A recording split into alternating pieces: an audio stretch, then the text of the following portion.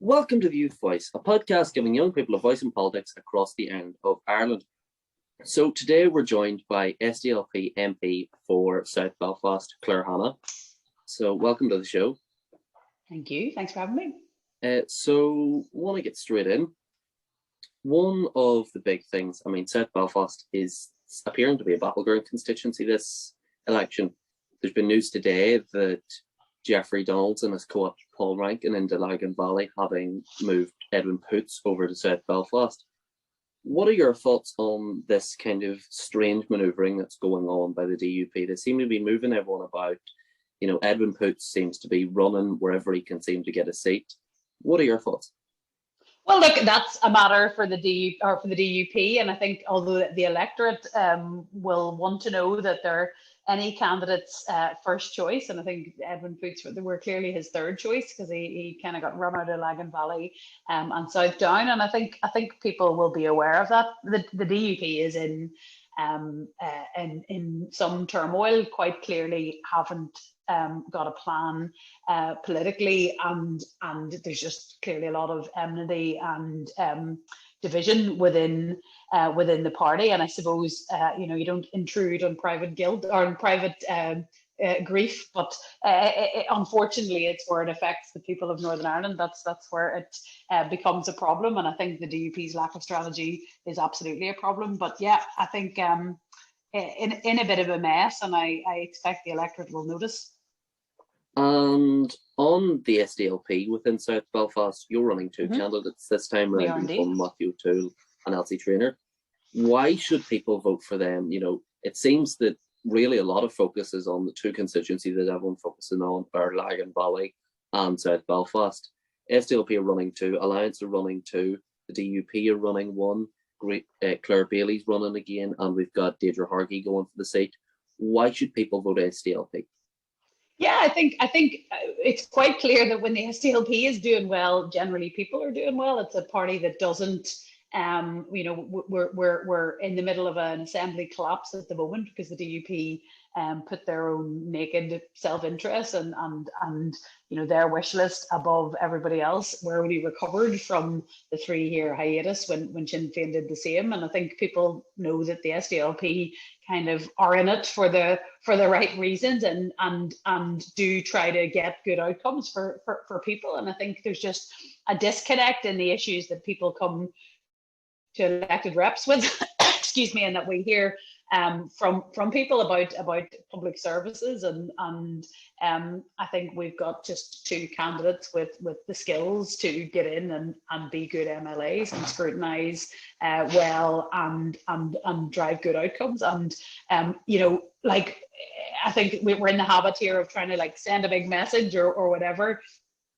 at elections, and clearly it hasn't served us well. I mean, if anybody really, you should think, has my quality of life improved based on the people we elected last time? I don't think anybody can say that it has. I mean, health service is in such a terrible mess, and education is as well. And I suppose our point is that it's time to elect people who are kind of determined.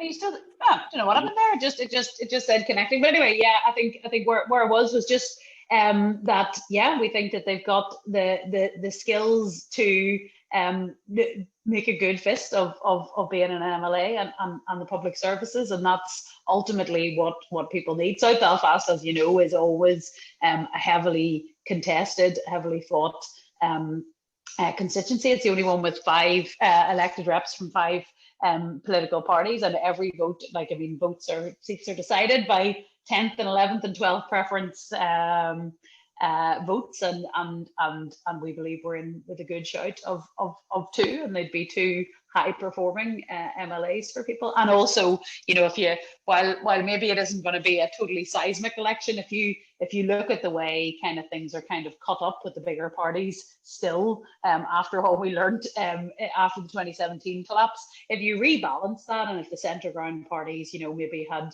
6 ministries instead of 3, you could see a very, very different approach to governance emerging.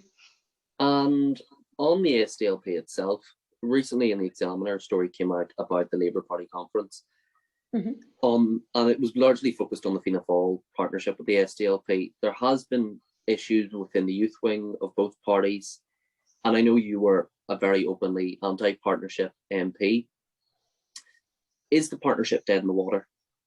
I think clearly the SDLP has always been the common ground in Irish politics. It's facilitated good relationships with whoever was in government, whoever was in opposition, and made sure that reconciliation and the kind of complex issues of Northern Ireland didn't become a political football. And I think that's still the case. I mean, as you'll know, that's the way I think the SDLP should best position. We're in a very different place politically. Bear in mind, we had no Strand 1 institutions in 2019.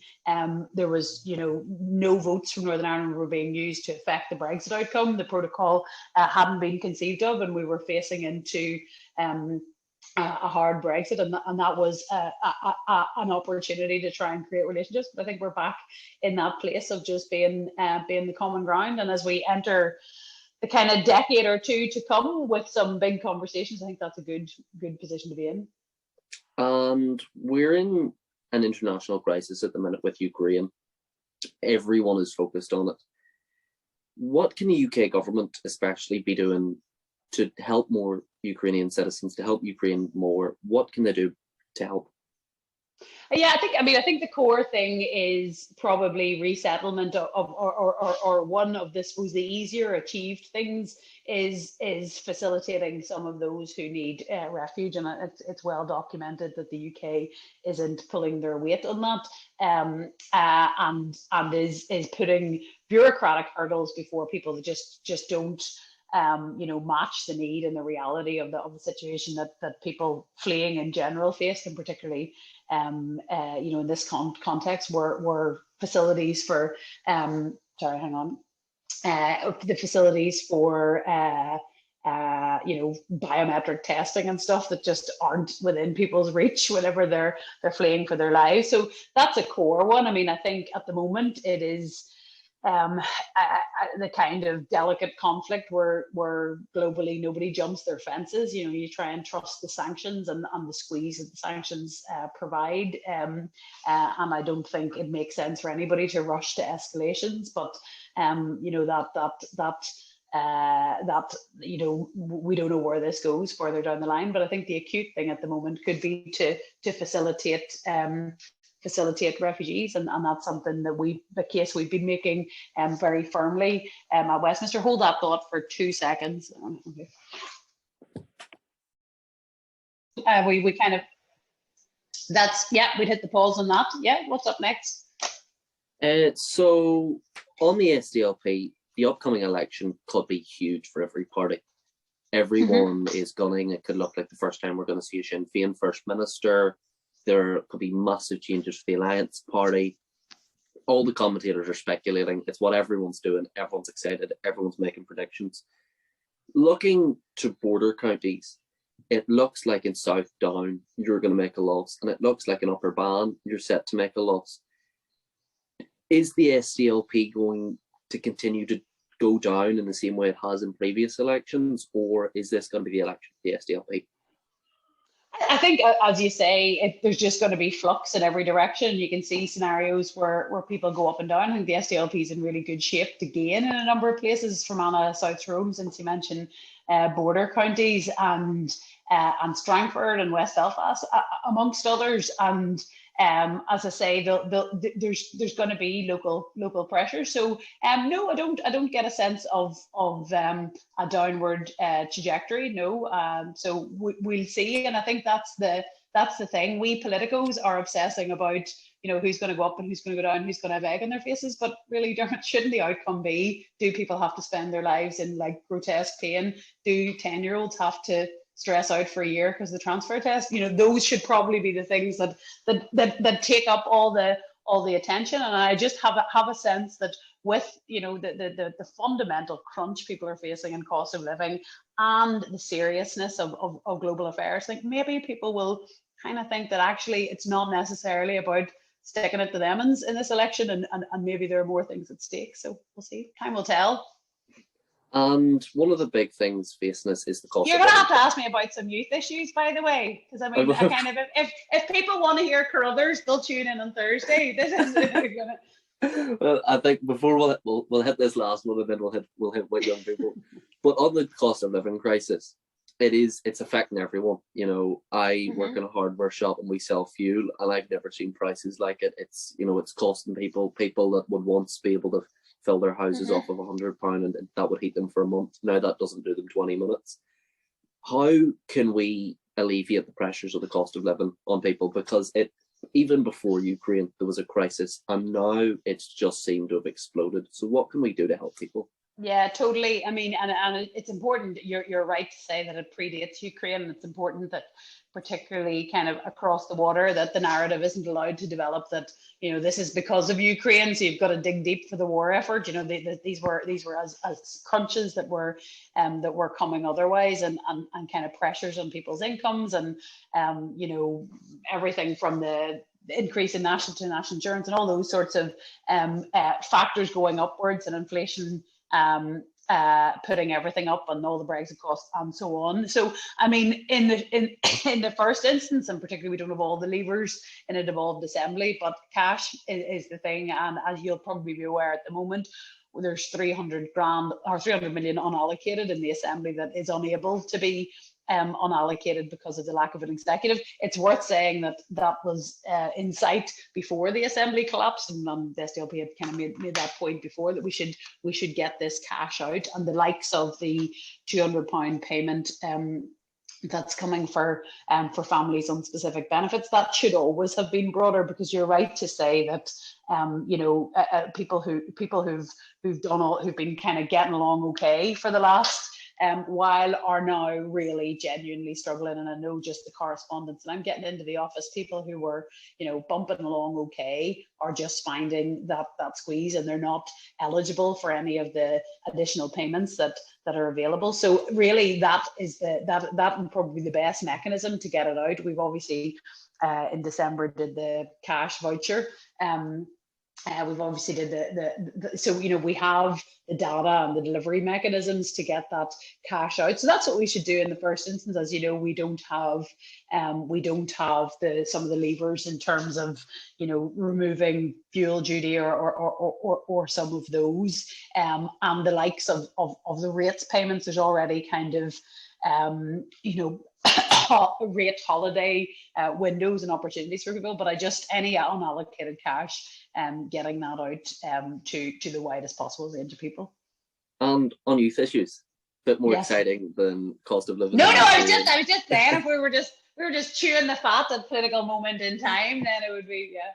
And on young people in politics, what I've noticed is, I mean, I am a young person in politics, but one of the things I've always noticed is there seems to be, when it comes to all of the different schemes, whether it's youth parliament or unions or getting involved in various different things, you go to an event, you always see the same 20 or 30 young people, myself included. You know, how do we get more young people involved in politics? Because as much as I appreciate it's not everyone's cup of tea, not everyone wants to sit around a table and discuss economic policy, because even for me, it can be boring sometimes. But how do we get more young people involved? Yeah, I think part of it does. It comes from trying to, you know, separate the politics from the, you know, psychodramas of the last few years, and particularly of here in Westminster politics, and try and link it into outcomes. Because you're right, you will see the same people at the different events, but in activism, you know, kind of in, you know, clubs and societies and campaigns and stuff, you are seeing far more younger people trying to affect change. But I suppose there's a disconnect between the way people see to improve, you know, their lives, their communities' lives, and elected politics, the boring business of democracy. So it is, I suppose, about drawing in you know, converging between the type of stuff we talk about in assemblies and the councils, with the type of things that are affecting people's lives in the main. And as I say, I suppose some of it is about promoting the fact that, you know, there is compromise involved in party political activism. that a lot of people kind of, well, I agree with this, but I don't agree with that, and unfortunately that's a reality. You don't, you know, you won't get a candidate with whom you agree on, you know, 100% of issues. That's just the way things are. So I suppose accepting a degree of compromise in that. Somebody said in the last election, you know, you're not marrying the candidate. It's just you just think there that it's more like you're not finding the one, you're waiting for a bus. If it's going in the same direction as you, get on it. And I think that's there's maybe a little bit of perfection and purism that people wish to see, and maybe, you know, they can pick and choose in different campaigns that you don't necessarily get with electoral politics. But I think the core of it is just showing that it can have some impact, and you know that you can actually improve things. But I suppose that people have gone through, particularly your generation, you know, kind of had a fairly crap, you know, kind of school time with the pandemic, and I suppose having to go through transfer and all those difficult things, and maybe they don't see what the Assembly doing, improving their lives. But it's a challenge around the world, just that disconnect with democratic structures. And again, maybe things like Ukraine and it being literally a country striving to be part of you know, a liberal democracy, that maybe will kind of remind us all what we have, and how precious it is, and how important it is to hold on to it. One thing that I've noticed is whenever people get in contact with me listening to the show, is it's largely young people, 18, 17, 19, who are sitting looking at what is happening in politics going, why should I vote? You know, we've lost, we watched the government torn down for 3 years. We've just watched the executive torn down. We're watching 300 million essentially being left to sit. Now, I know what I could do with 300 million. I'd make a cracker school, and I'd probably have a lovely house by the end of it. But should young people really get, like, why should young people get out and vote?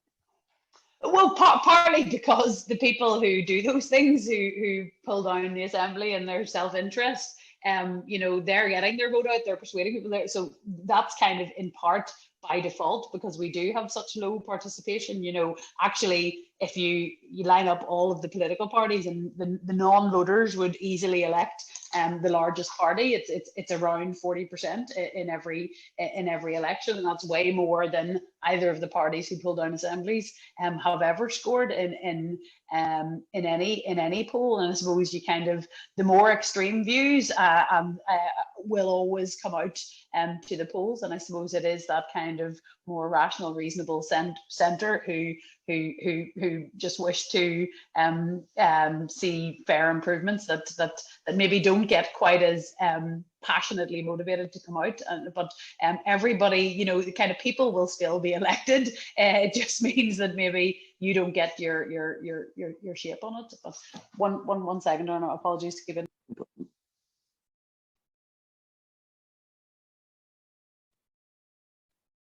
Sorry. And one last thing I want to ask about is integrated education. Frozen, or have I frozen? All good on my end. Hello. Oh, you still there? Frozen. Yeah. You still there? I can hear you, Dermot, but I can't. As long as you can hear me, I can still go, because I can hear you. Hello. Yeah, can you hear me?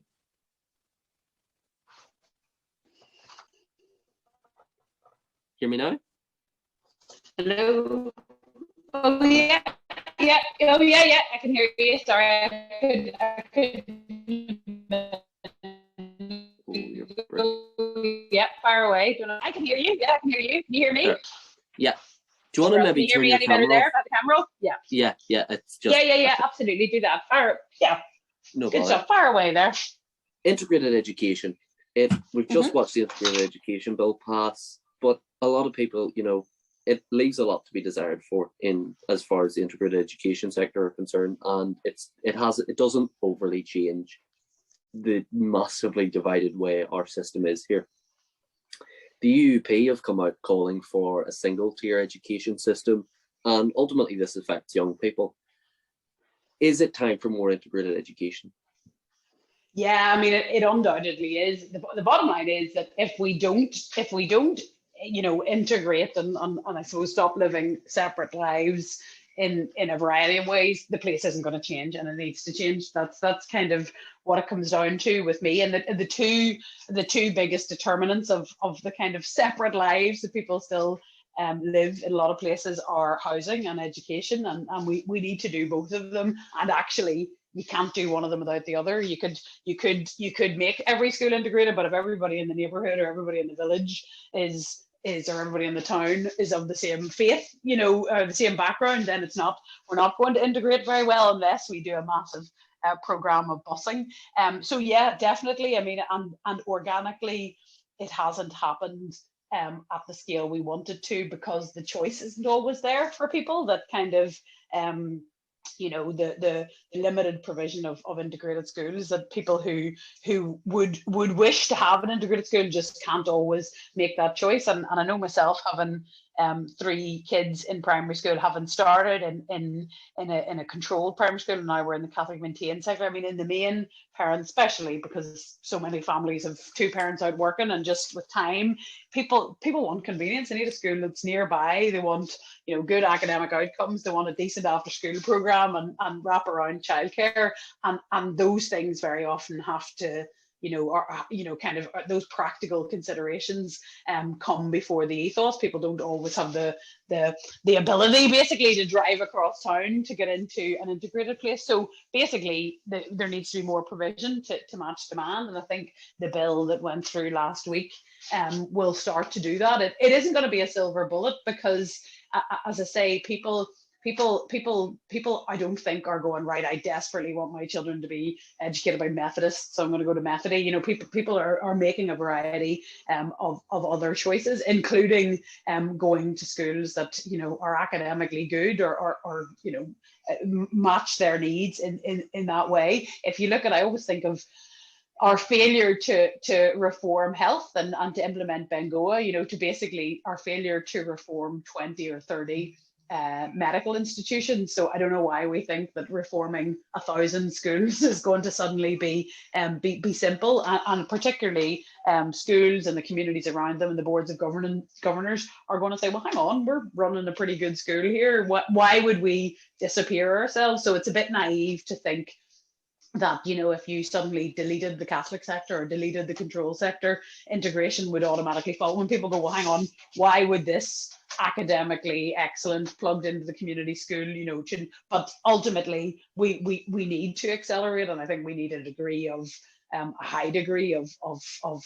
I suppose affirmative action, and I think the bill that passed last week, while not perfect, and I think it had a lot of amendments needing made, it definitely puts us on a better footing for that. Well, I think we're going to leave it there. Thank you so much for coming on. No problem at all, and apologies for the stopping and starting. That is the Monday afternoon lot of a busy mommy, as well as because we had to change the time, but no problem. Delighted to take part, and thank you for questions. Well, thank you, and to all of our listeners, as always, thank you for listening. As always, you can catch us at YouVoiceNI on Twitter, read our blog at www.youvoiceni.com. You can catch us on Instagram at youvoice_NI.